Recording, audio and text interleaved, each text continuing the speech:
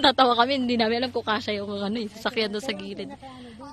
Opo, opo. Ang laki, no? Ngayon ko lang na ano na malaki.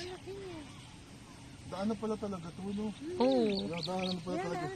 Ginagawa namin, may duwadaan pa eh. Oo. Yun lang nga itong likod para wala nang dumi. Oo. Eh, yan nauna nga nagbakod yung kabila. Oo nga po eh. Pero kasi nagtanim na pala kasi sila, kaya nilagyan na nila ng bakod. Oo. Yan na yung hati. Yan na yung divider. 240 po ito na. Ay 480 pala. Hindi, itong kabila po ba? Sa kanila? 480 din. 480 din. Dikit na yung kanya. Pag ganun din. Doon, diretso din yung 480 pa. Ayaw, sa bagay. Dito pa lang pag ganito pala. Oo, tas ito kalsada. Kalsada to. Yan. Tapos ito kalsada dyan. Ayun, nagbabakod na rin doon. Kaya nga. Saan po? Yun.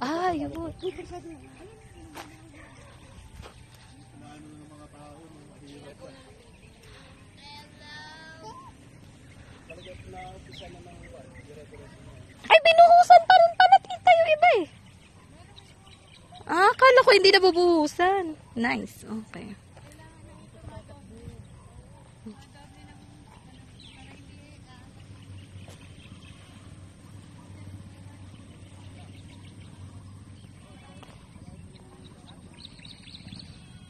Walking tour sa hacienda ni Maria Nemia Char.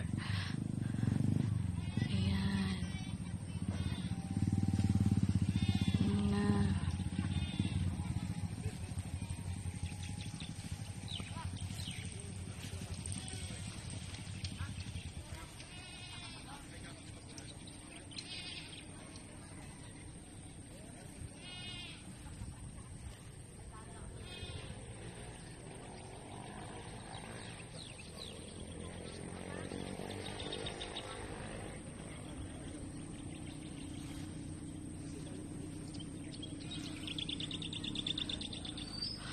Ang galing, no? Sukat na sukat yung mga lupa.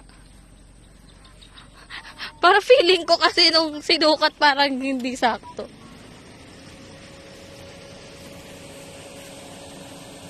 Diba?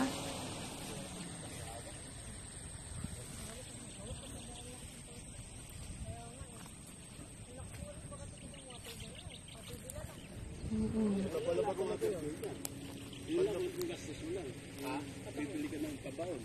Tubod saka yung pitso. Pero maabot po ba yan ng 80?